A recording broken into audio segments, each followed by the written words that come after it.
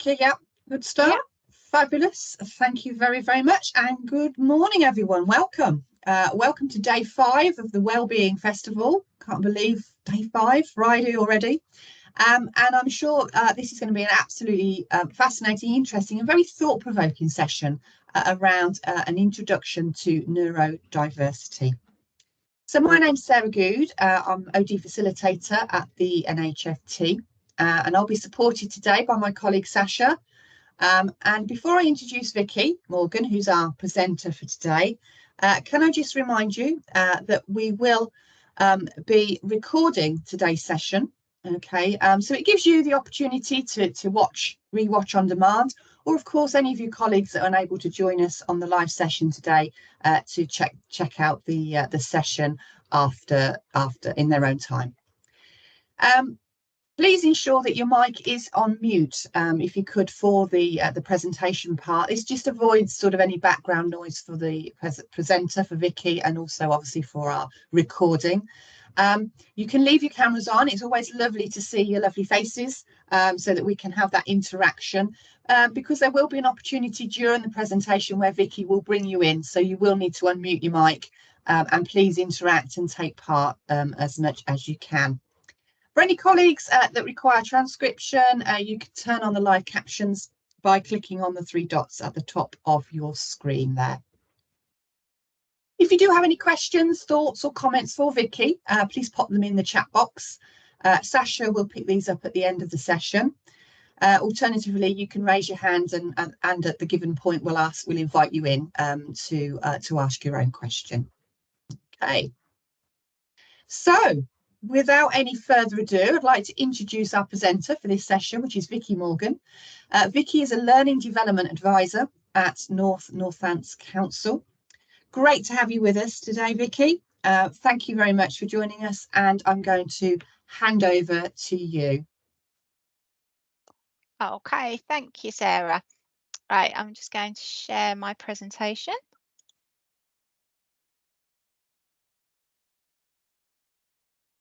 Okay, so I've been asked to talk to you today about neurodiversity.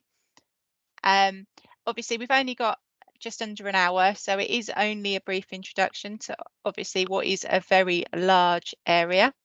Okay, so my background is I'm a Learning Development Advisor at Northants Council, and I've been involved with neurodiversity for the last few years.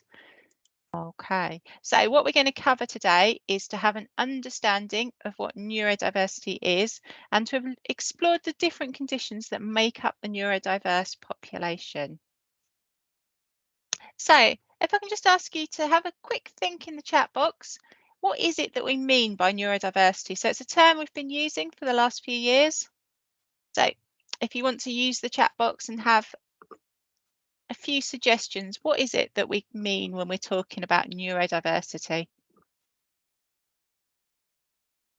I'll give you a minute or so to put any ideas you've got into the chat box.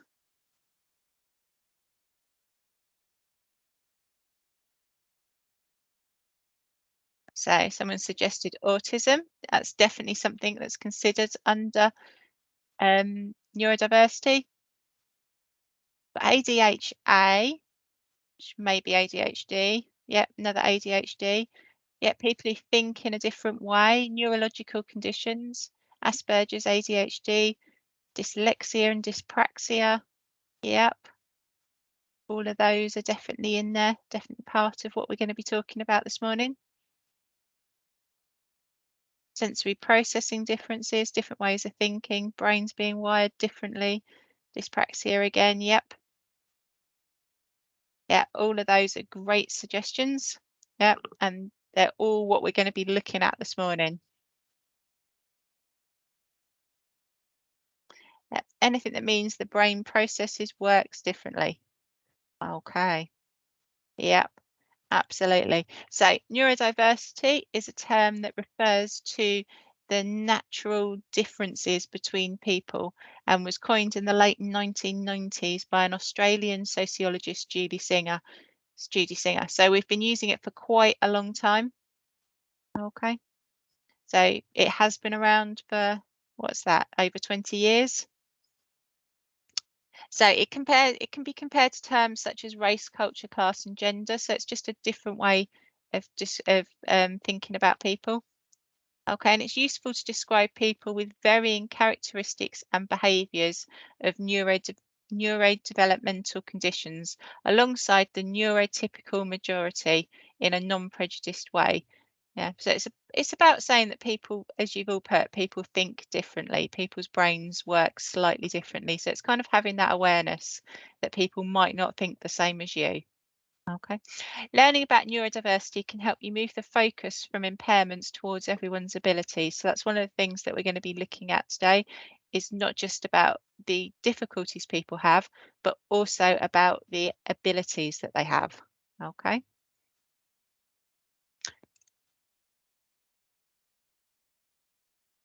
So neurodiversity refers to the different ways in which brains can work and interpret information. It highlights that people naturally think about things differently. We have different interests and motivations and are naturally better at some things and poorer at others. So we all have things that we're interested in, things that we can do easier than others. Okay. But obviously with neurodiversities, people quite often think very differently. Okay.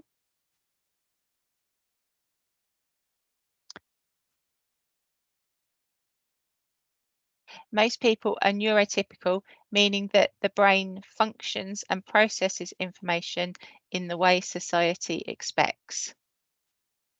However, it's estimated that around 1 in 7 people, more than 15% of the people in the UK, are neurodivergent, meaning that the brain functions, learns, and processes information differently. Some studies suggest it's higher. So different studies use slightly different numbers. So we have got some studies showing it as high as 30 or 40%. Okay, so depending on what statistics they've used, depends on what what conclusions they've come to. Okay, so I have put my sources on all the slides. So this one's the 15% comes from the local government association. Okay. So which conditions are considered neurodiverse? So we had quite a few on there. So we had autism, including Asperger's, ADHD, AD or ADD, Tourette's and tic disorders. Then we've got dyslexia, dyscalculia, I've heard it called recently, dyspraxia and dysgraphia. So quite a few. Yeah, but someone saying they'd never have believed the percentage was that high. So it is something that's quite interesting because probably in most of your teams, you've got somebody who's neurodiverse. Yeah, and some of the bigger teams, you might have more than one person in there. So it's worth kind of thinking about that and thinking about how you can support your colleagues. Yep. So I've got a little quiz where this is where if you want to unmute and shout out in a minute. Okay. Yeah, someone's put what is dysgraphia. Don't worry, I'm going to be talking about all of them in more detail as we go through this morning. Okay, so hopefully by the end of this morning you will know what they all are. Okay, so we've got so I've put the prevalence rate. So instead of just reading them to you, I want you to kind of have a guess whether they're higher or lower. So if you can shout, I'll read the first one out to you, and if you can guess whether the next one's going to be higher or lower. So you can either shout out or type in the chat.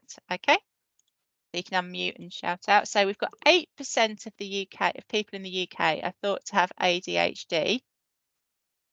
So do we think it's people with an autistic spectrum condition is higher or lower than ADHD? Higher? Higher. Yeah, higher.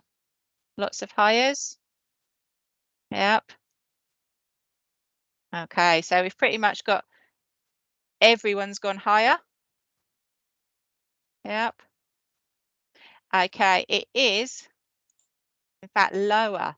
Okay, currently it is only 1%. So we've got a lot. I've seen a couple of lowers come through now, but yeah, it is in fact lower. Okay, so only 1% of people have an autistic spectrum condition, okay, or diagnosed with an autistic spectrum condition. Okay, right. The next one. So we've got 1% of people with autistic spectrum condition. How many people in the UK are thought to have dyslexia? So do we think dyslexia is higher or lower than 1%? Anyone want to shout out?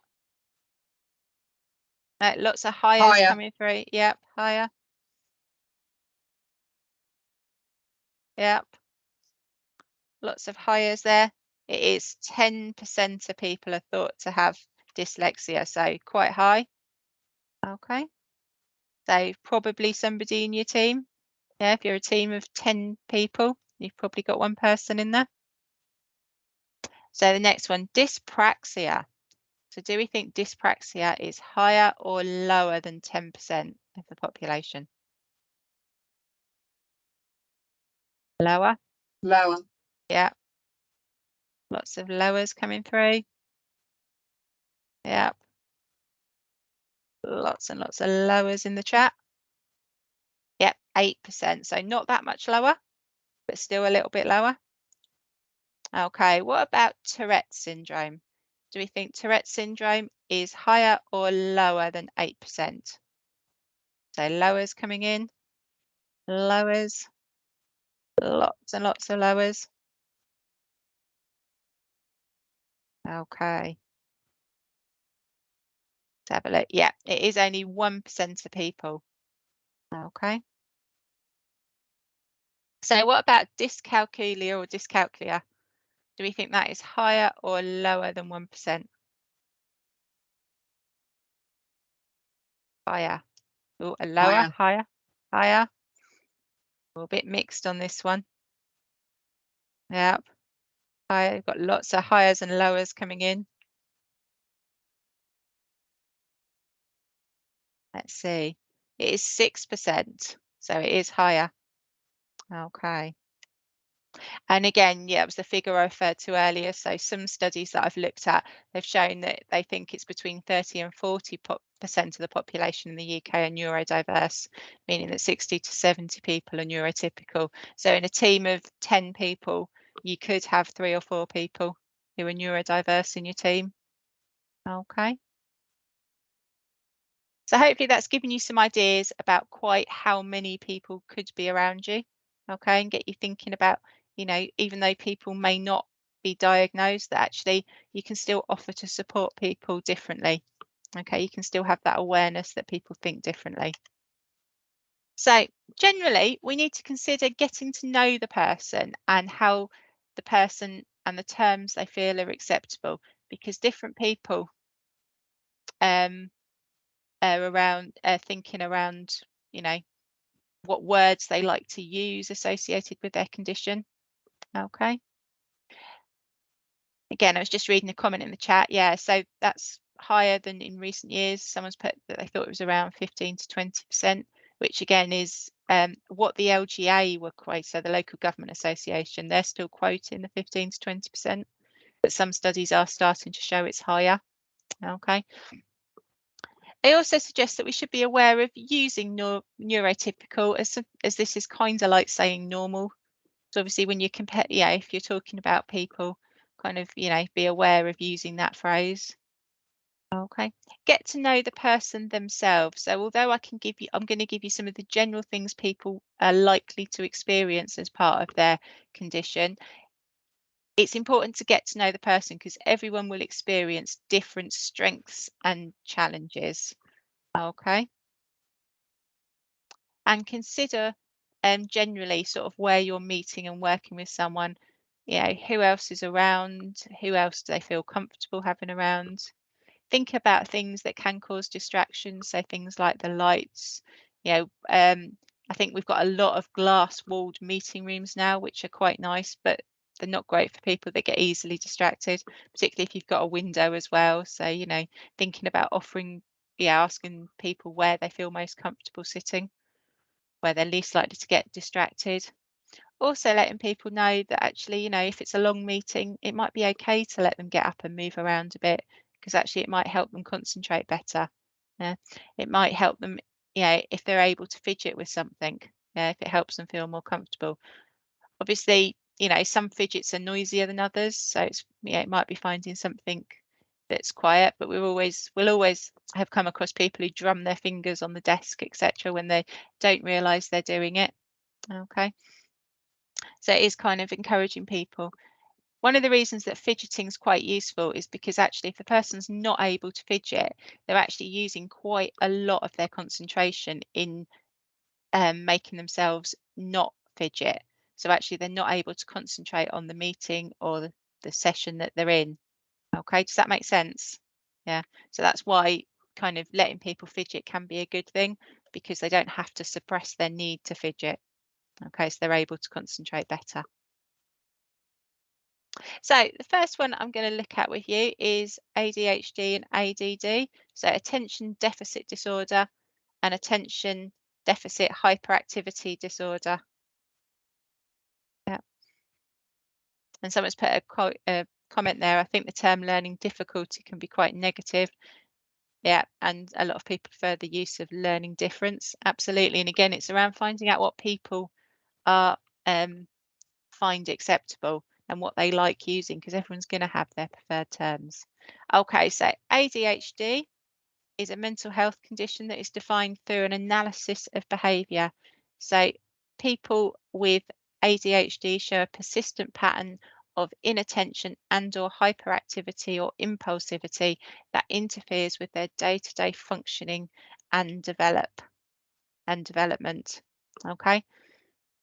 So it's around the fact that actually they might struggle to sit still, they might struggle with concentration. Yeah, it doesn't mean that they can't do the jobs. It doesn't mean that they can't attend meetings, they can't help, they can't attend school. It just means that we might need to be a bit more flexible in how we support them. Yeah, the fact that actually being able to move around using things like wobble cushions or fidgets can actually help someone to concentrate and stay in that environment more. Okay. So prevalence, they're looking at about 5% of people in childhood dropping to 4.4 in adulthood. And they're also looking at 4 boys to 1 girl. Okay. And the impact of ADHD differs with age, reflecting both the changing maturity of the individual and the changing circumstances and expectations on them. As they mature, an individual may be better able to cope, but they may continue to struggle due to increased behavioural expectations on them. So quite often, people, as they move into adulthood, actually find that they settle into a career, and quite often the career will be something that fits them better. So something where they are, it's could be an ever-changing environment. They could be able to move around a lot. Yeah, so they're not sitting at a desk, so they might really have struggled in school because school was very much sitting still, looking at the front, listening to the teacher. Whereas they might not have chosen a job that involves doing that. They might have done, they might, it doesn't mean that they can't. Yeah, so that's why people tend to cope much better as they move into adulthood, because they can pick something that they're more interested in. Okay, but they can still experience difficulties, particularly when expectations change or the job changes. Okay, or things around their home life change. Yeah.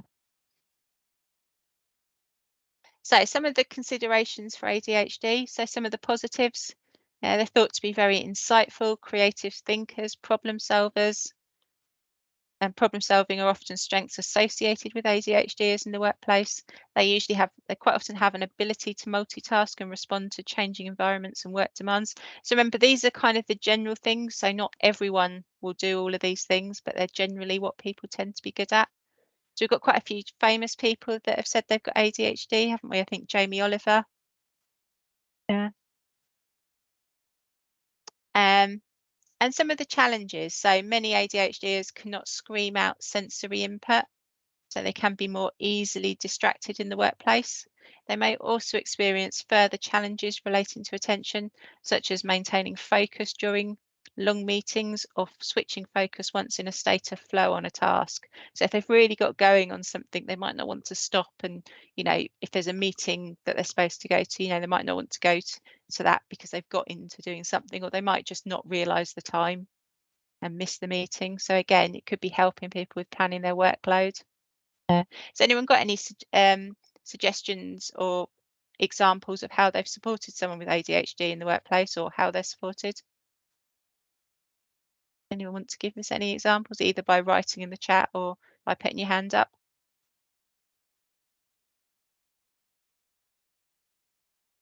No. So it could be things like thinking about how the office is rearranged. Verity, do you want to share your example? Hello. I was just going to say that it just varies so much from individual to individual, Yeah, and it's about asking them what their coping strategies are, what works for them. yeah, And I know there's some students that have crossed our path that say their organisation skills are something that they struggle with.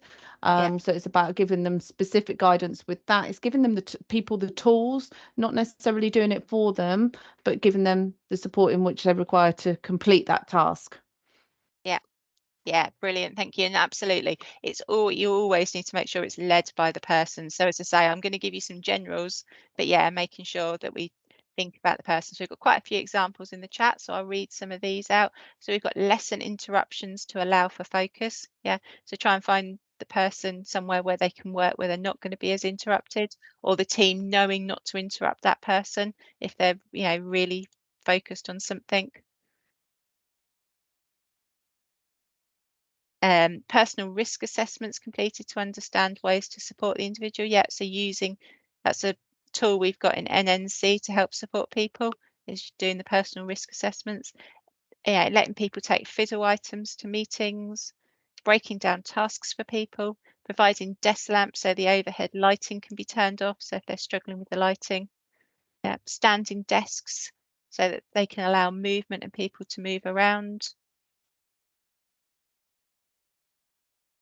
My F would go away and find a quiet space in the office to help her focus on tasks. Yeah, so we've got, I think there's quite a lot of big open plan offices out there. So again, have you got spaces where people can book so that they can work more quietly? We allow home working for some people to help them focus. Yeah, using physical items on training courses so people can concentrate on what's going on. Things like noise cancelling headphones can be really useful for screening out some of those distractions. Double checking that instructions, information have been understood and acknowledged, allowing regular breaks and rough deadlines before the real deadline to keep up motivation and avoid the last minute rush. Yeah, so making sure, you help people plan and set little deadlines on the way. Yeah, so we've got earplugs. So there's lots of different types of earplugs on the market that can help screen out some of those noises. And we've got a job coach in the workplace to help them with prioritising of tasks. Yeah, so all of those are really good examples. Okay, and you might well use some of those with the other things as well. Yeah, empathy and understanding for how different people work. Absolutely. So the next one I've got is autism, and I've got Asperger's in brackets. So although Asperger's is no longer diagnosed as a condition on its own, prior to 2013 it was. So we will have lots of people that still have a diagnosis of Asperger's syndrome.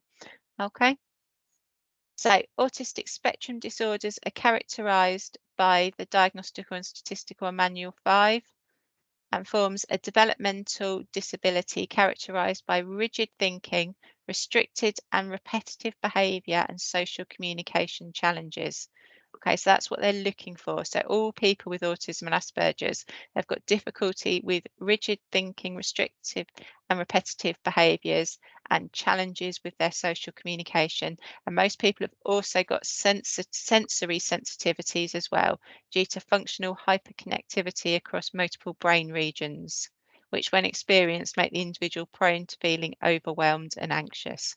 So people with autism, their brain is wired slightly differently, so they're unable to screen out a lot of that sensory input.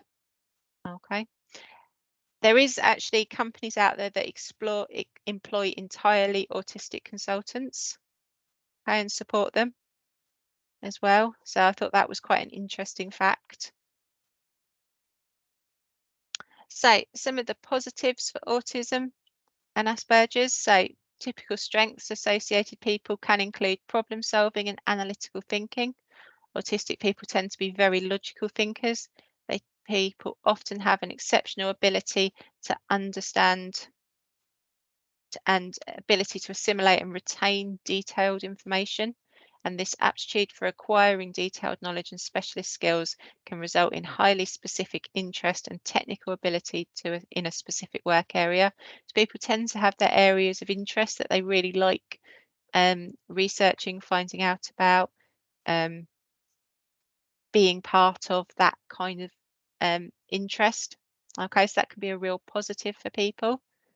Some of the challenges, they can have what's referred to quite often as a spiky profile. So they can really excel in some areas, but can have difficulty in others. So they might be studying for, you know, a PhD in astrophysics, but actually they might struggle to walk into a different kitchen and know how to use it. Yeah, recognize kind of how the kettle works. Okay, so some people can be really difficult. I can find those sort of things really difficult. Okay, they can often benefit from a buddy or a job coach to support in areas that they have difficulty. They can be easily distracted in open workplaces, meeting rooms with glass walls. Yeah, so people can, you know, find pods or corner or wall-facing desks. Yeah, if you can find blinds for meeting rooms. Okay. Someone's put a comment in about the differences in some of the autistic versus ADHD traits are so challenging when there's a dual diagnosis. Absolutely, and it is, you know, get to know that person and what works for them, because obviously I'm doing the conditions on their own, but obviously people can have more than one at the same time. So quite a few people are diagnosed with ADHD and autism. You can have, you know, anything from dyslexia, dyspraxia, etc. So it is getting to know the person all the time. So has anyone got any examples of adjustments for people with autism or Asperger's? What sort of things they think might be useful? Okay, so if you want to use the chat box or put your hands up again.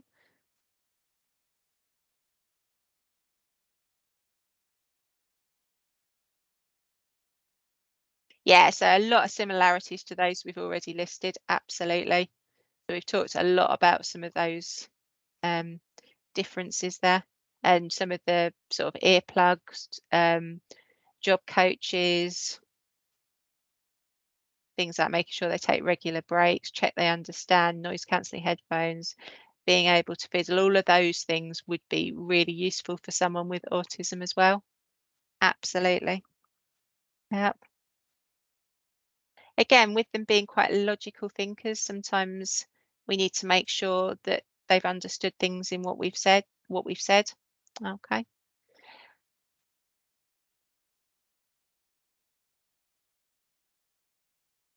Adjustments when accessing environments, consider sensory stimuli such as lighting, sound, etc. Yeah, so there's a lot of people that are affected by bright lights, and sometimes office lighting and strip lighting can be quite harsh. So people might find the need to wear tinted or dark glasses, or things like peaked caps in some meeting rooms if they know that they can't cope with the lights, or they struggle to cope with the lights. Okay. Literal thinkers need exact instructions as they don't read between the lines, so explaining every step of the task you would like them to do. Yeah, absolutely.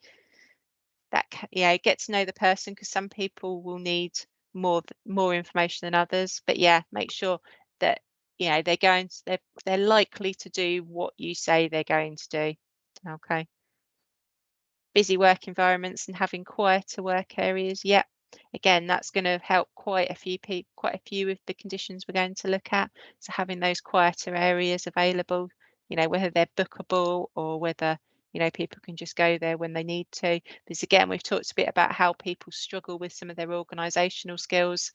So again, they might not have the organisational skills to think to book it in advance. So having somewhere else they can go and work available is kind of a drop-in type area. Okay, so next one we've got on our list is dyscalculia or dyscalculia. Okay, so this one, there is less information out there about it. Okay, but it's traditionally been defined as a neurological condition that causes difficulties with arithmetic calculations such as sizing, ordering, and reading and writing and numbers. This can be problematic in the workplace as many jobs require at least mathematical ability. So we've probably all got finance sheets that we need to input into. Yeah, and there's quite a lot of kind of money and finance bits that we look at. So they might have some of the typical symptoms you might see. People might not be able to count backwards. They might have difficulty remembering basic facts around numbers. They might be slow to perform calculations. They might have weak mental arithmetic skills. And they might have a poor sense of numbers and estimation. They might have difficulty in understanding place value. They often, if they've got a set of numbers, they quite often go to addition as a default operation. So they might find subtracting, multiplication and division much harder. They might just automatically add things together. And anything around maths or money or anything tends to cause them a lot of anxiety, okay, because they know it's an area that they struggle with, okay. So we need to make sure that we don't assume a low ability from the person in all areas, because it's likely to, if they've got dyscalculia on its own, they're likely to only struggle with things around maths. So they're not likely to struggle around English and spelling and writing. Okay. For people with dyscalculia, performing number-related tasks produces mental confusion, anxiety, and distress. So actually, can you make a reasonable adjustment that, there's less of that in their job? Can you adjust it to someone else? Yeah. So for example, there's someone in my team that really struggles with our finance spreadsheets. So actually they just send the figures to someone else because, our finance spreadsheet's just too complex for them. Okay, there's too many boxes, too difficult to understand. Yeah. So again, that's how we've adjusted in our team to support them to do their job. Has anyone got any other adjustments they've seen around this?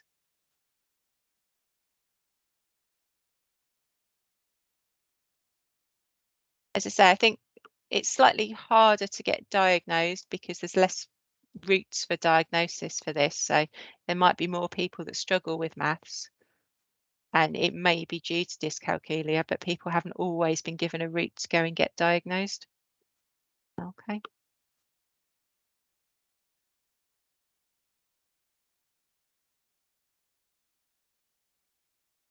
Okay, so we'll move on to the next one. So dysgraphia. So I think someone asked about this earlier. Oh, got a few coming in now. So more time given to complete tasks. Yep. So if they are number-based tasks, you might well give people extra support or extra time.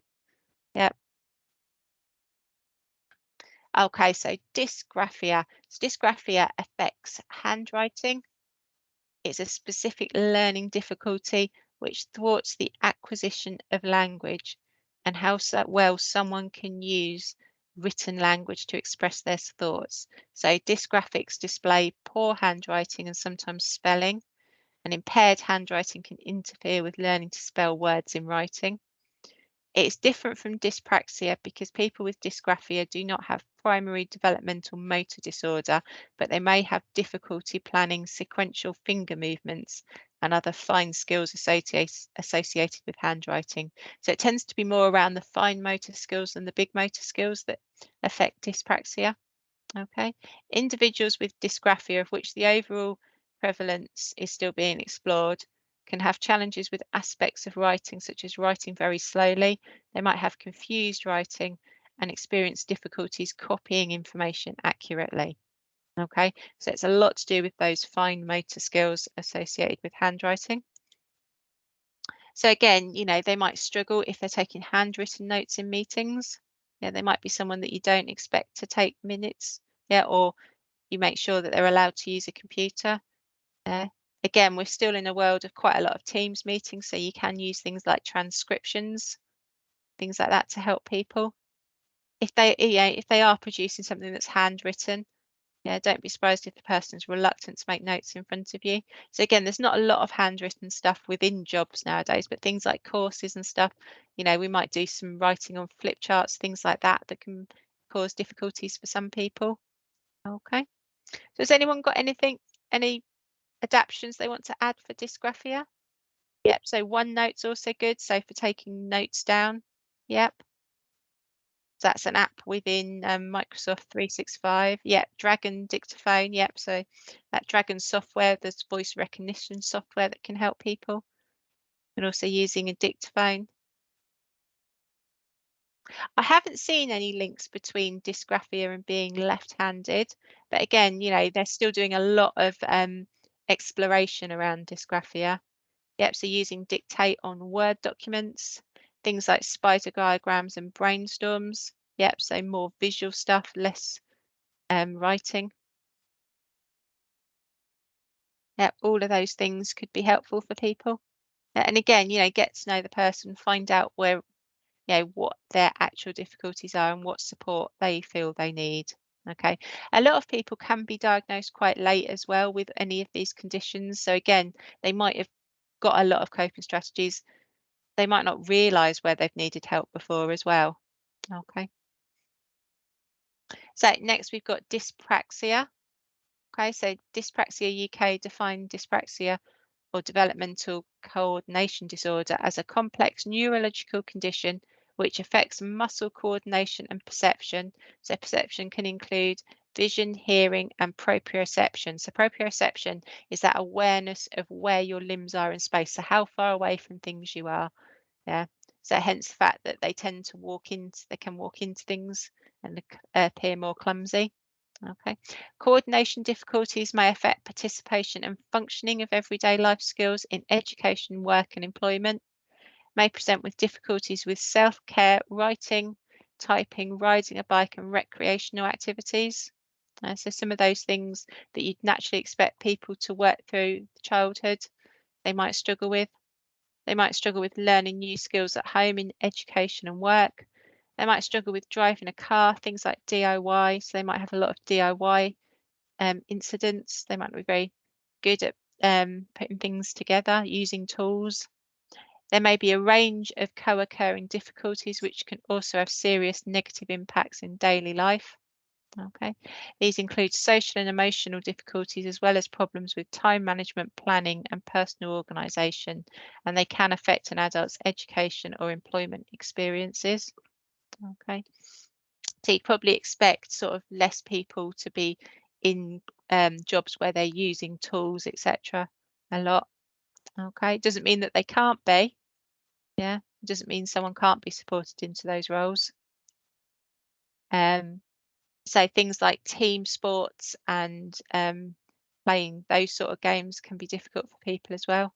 Okay, they might struggle to coordinate with those sort of things. So things like playing basketball, playing football, playing tennis that involve those sort of coordination of managing to hit a ball.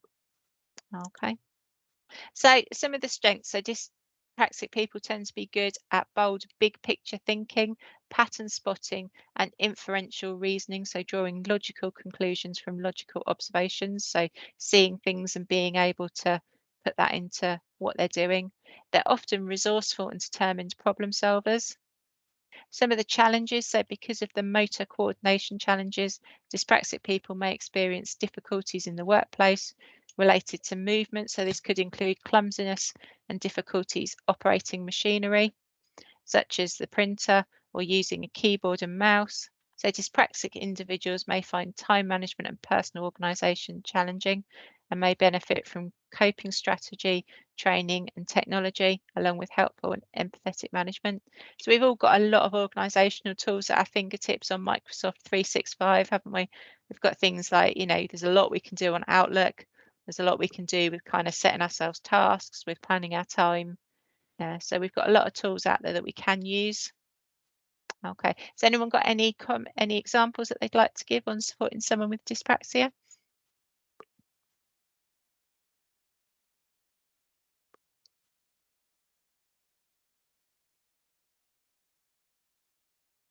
Yeah, so the term developmental coordination disorder is the newer term now used for dyspraxia. Yep, absolutely. And again, what does the person want to use? Yeah, what do they feel suits them? So if they want to still use dyspraxia, that's fine. Okay, get to know what their terms they're happy with, because they might have been diagnosed with dyspraxia.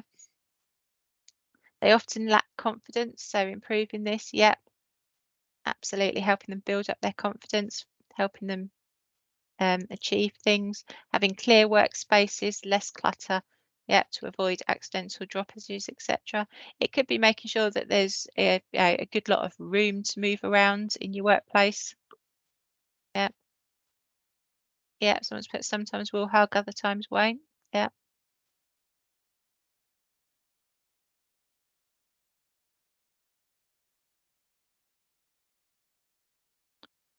They've got personal health and safety.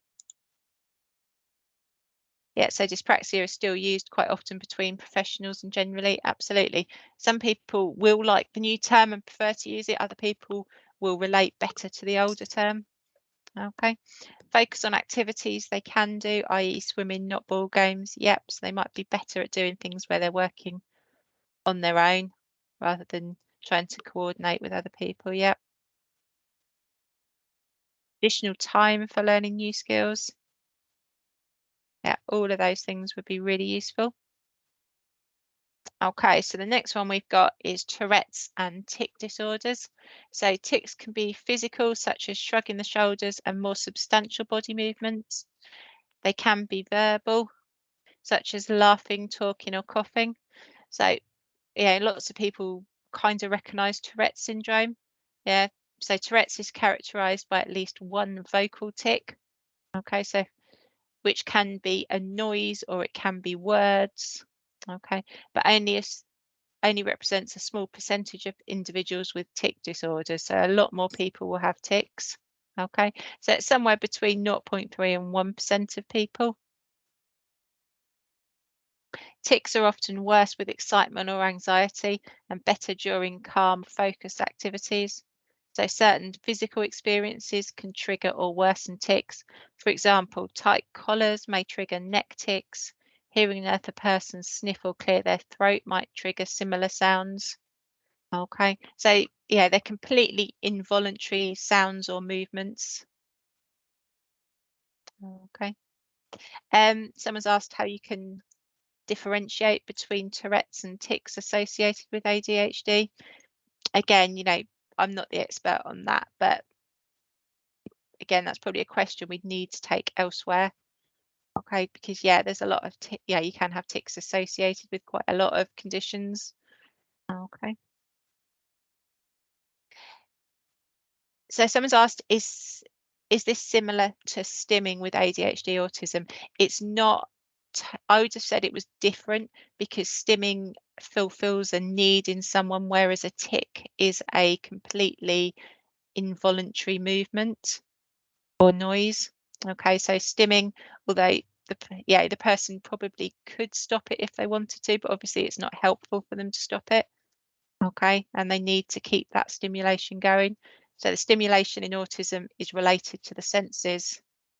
Yeah, and yeah, a lot of people don't realize they're doing it. Yeah, and again, sometimes with the stimming as well, people won't realize they're doing it. Okay. Okay, so some of the strengths with Tourette's and tic disorders. So it's shown that people with Tourette's syndrome show an ability to hyper focus. Okay. And people with Tourette's syndrome tend to be very creative, innovative, and have metacognition. So they're able to think about thinking. Okay. Some of the challenges, they can find auditory processing difficult. So with quite a lot of, and they may struggle with reactions from others when in public situations, and stressful situations can aggravate tics further. So quite often if people kind of have their tic and become aware that their tic or Tourette's has started, then they can become more embarrassed, which can actually make it worse and more prevalent. Okay, so things like interviews can be quite hard for people because it's a stressful situation. Absolutely, someone's given the example of Lewis Capaldi because he struggled at Glastonbury, didn't he? At the was that 2 weekends ago, last weekend? Yeah, so he's kind of out there, really showing us some of the difficulties that he's experiencing. Okay. Yeah, has anyone else got any examples they want to add of supporting someone with Tourette's or tics? No. Can be just getting to know the person, being aware that they've got it. It can be quite difficult for people to share.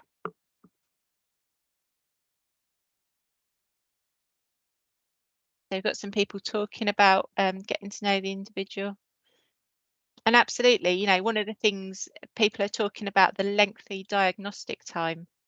Yes, so one of the things to be aware of, even if someone doesn't have a formal diagnosis of something, if they're struggling in this area, what is a reasonable adjustment we can make for them? They don't have to have a formal diagnosis, okay, if it's a reasonable adjustment. Yeah, so something that's reasonable in our workplace. Why would we not want to support someone? Okay. If someone's put allow them to tick and try not to focus on it, absolutely. If you're aware someone's got a tick, you know, try not to draw focus on it. It's just part of them. Yep. You know, possibly saying, did you know your eye's doing that thing again? Possibly might not be the most useful thing to sell to someone when they're in the middle of doing something. Yeah. Okay. And again, yeah, how you support someone in a public facing role with something like Tourette's. Yeah.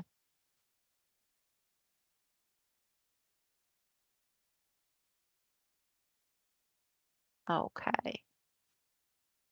The next one we've got on our list is dyslexia. So this, we know that we've got probably around 10% of our workforce with dyslexia. Okay, so dyslexia is defined by the British Dyslexia Association as a lifelong specific learning difficulty that mainly affects the development of literacy and language-related skills, characterised by difficulties with phonological processing, rapid naming, working memory, processing speed, and the automatic development of skills that may not match up to the individual's other cognitive abilities. Okay. So the person is able to, you know, say what they want, but they might not always be able to get it down in writing. Okay. So they might be able to research things, but they might really struggle to get things down in writing. Okay.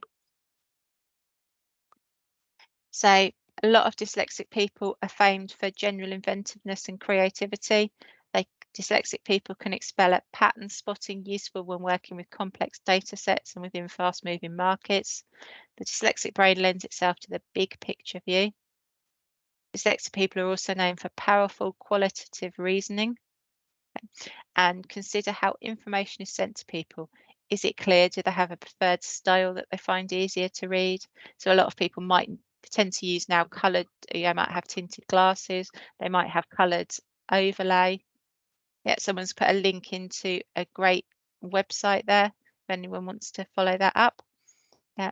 Again, you know, they might need things on a special background. Yeah. Again, you know, things like thinking about slide backgrounds. So actually black text on white background can actually be really hard for a lot of people to read, and actually changing the background to a cream or a yellow can be much easier for people. Yeah. So it's worth thinking about that with slides, etc. Yeah. To make it easier for people to read. Okay. So anyone else? So we've got a website there. Has anyone else got anything that they've done to help dyslexic colleagues? So things like Dragon software again is quite often used for people. So again, so they don't have to write so much. They've got the voice recognition software. And again, we've mentioned quite a few of those earlier, different things we can use around that. Anyone else got anything else they want to add that they found helpful? So we've got dictaphone, Dragon software, mind mapping, extra time. Yep.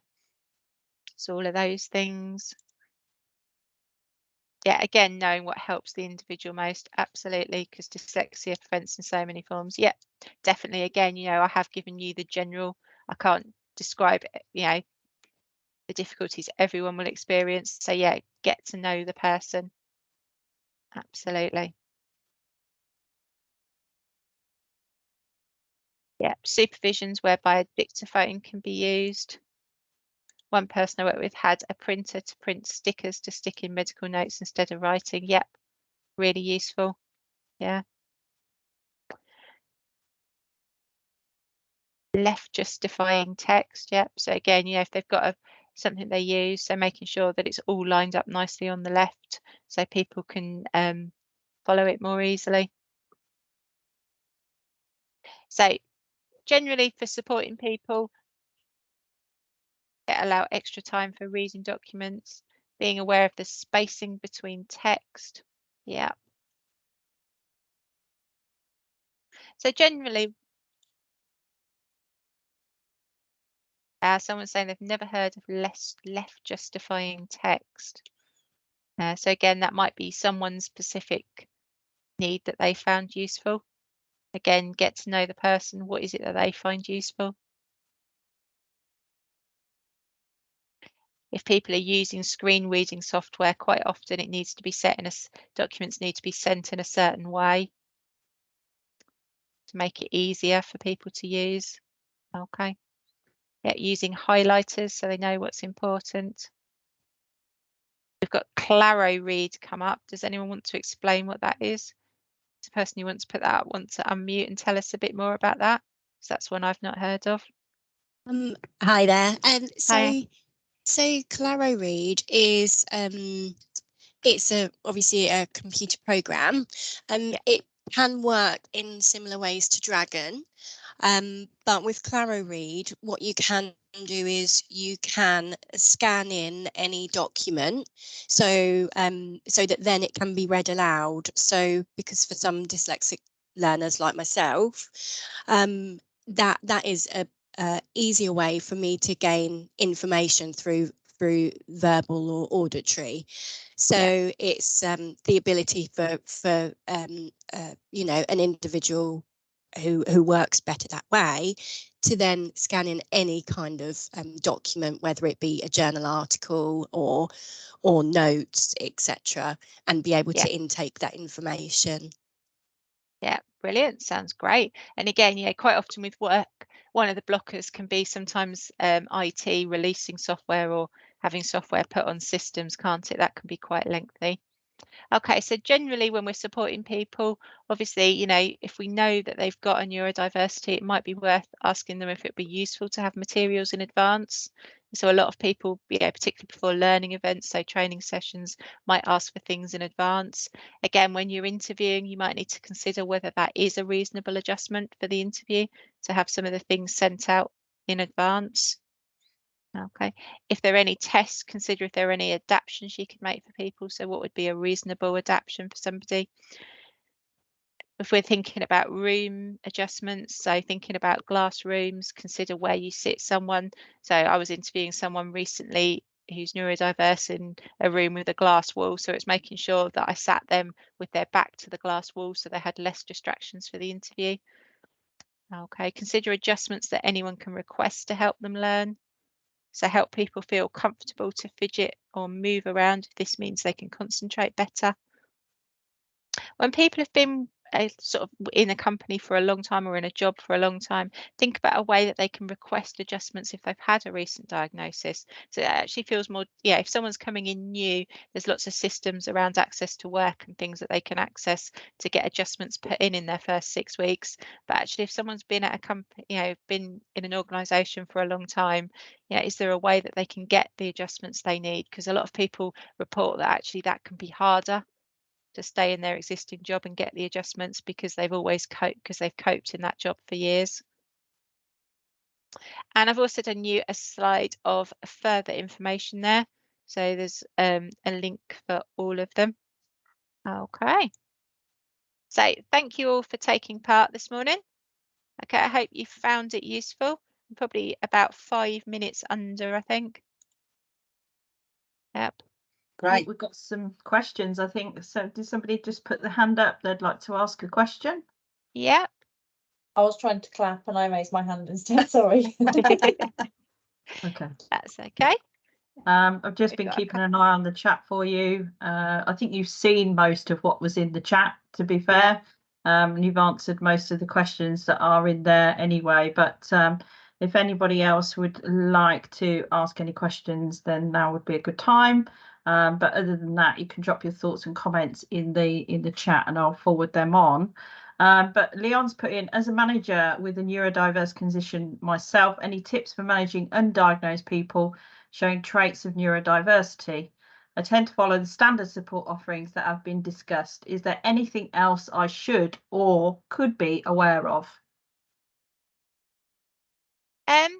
No, I think knowing what's available in your organisation can be quite useful. So whether you've got any training in those areas.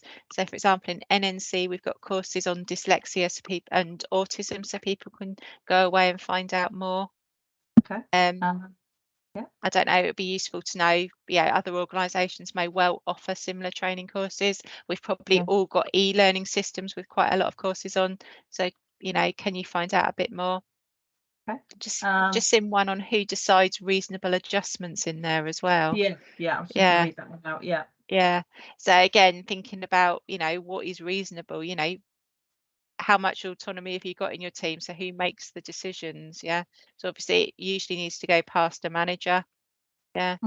You'll also probably have someone who is an equalities lead in your organisation. So a lot of those conditions we've talked about would be considered a disability under the Equality Act. So obviously it's the Equality Act that says you're entitled to reasonable adjustments. So if you don't think you're getting what you need, you could take it further to your equality lead. Okay. So within NNC, we do have a process for applying for the larger reasonable adjustments. Obviously, smaller reasonable adjustments we'd expect teams to put in, but we do have a system for larger reasonable adjustments to go in for people. Okay. Okay. I think Verity's put a question there. Do NHFT support or use Dragon software? So I do know of people that in NHFT that are currently using Dragon software. So it is something that is supported in the trust. Yeah. But it's the one it's the one I've referenced because it's the one that's used in NNC. Yeah, absolutely. Some more comments in there. Just say, can we have the slides? Can the slides be made available to us? I'm quite happy for you. I think Sarah's got a copy of the slides. So yeah, between Lou and I, we can sort that out. Yeah, no problem. Yeah. And there's just do you know how we access this for students or staff, please? Okay, so maybe that's something that we can come back to. We'll find out and let you know. Yeah. Fabulous. Right, okay, thank you. Great. Thank you very much. Okay, no problem. Thanks very much, Vicky. Absolutely fascinating and really interesting session. Really helped us to sort of delve, much deeper into, different sort of neurodiverse conditions and really given us much more of an understanding and awareness, I think, and, some of the strengths and challenges that individuals face. So absolutely fascinating stuff. Thank you so much. And thank you to you and everybody really on the call, because there's been such great interaction and lots of different suggestions. And these are fantastic forums for sharing that and sharing our experiences. So thank you to everyone and obviously Vicky for presenting to us today.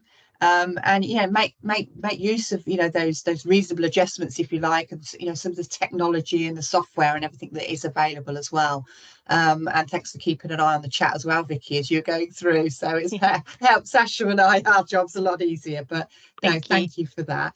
Could I just ask if you could just stop sharing? And I just got a couple of other slides to share with everyone as we wrap up. That'd be fabulous. Thank you very much. Okay, hopefully you can see my slides there. So feedback of the session, feedback of any sessions, this session or any other session that has taken place this week. Really important to us. So you can either use scan the QR code there on the screen, or there is a link that Louise has just popped in the chat box for you. So please, it's really important. Feedback is a gift. It helps us to shape future sessions. I'd like to hear back from you what you found really useful, etc. And remember, there's loads of resources as well on the Wellbeing Festival Live website. So the slides and this session, the recording of this session, will be uploaded on there for you to access. And of course, any sessions you may have missed this week, you can always go back and revisit and again share with your colleagues and encourage your colleagues to link in and have a look at any of those sessions and get social. Let's share what we've experienced this week with our colleagues using the usual social media parts. Hashtag VWBF23. It's a bit of a tongue twister for me. We've been struggling with that all week, but please utilize those channels as well. If you have been affected by any of the information that's been shared in this session or any of the sessions this week, and you require help or support, there are various channels that you can help. There's some contact numbers on the screen there. Please reach out. Please reach out and grab that support for you and for your colleagues. Okay. And finally, thank you for joining the session today. Remember, we've still got a few more sessions today to finish off our wellbeing week. We've got Headliner got one at lunchtime today at 12 o'clock, and other sessions, live sessions this afternoon as well. So check out the programme, and please, join if you can. If not, watch them on demand. But thanks everyone for joining today. Enjoy the rest of your day, and thank you for everything you do within the health and social care area. Thanks very much, and thank you so much, Vicky, for joining us. And thank you everyone for taking part. Brilliant. Thank you, Vicky. Thanks.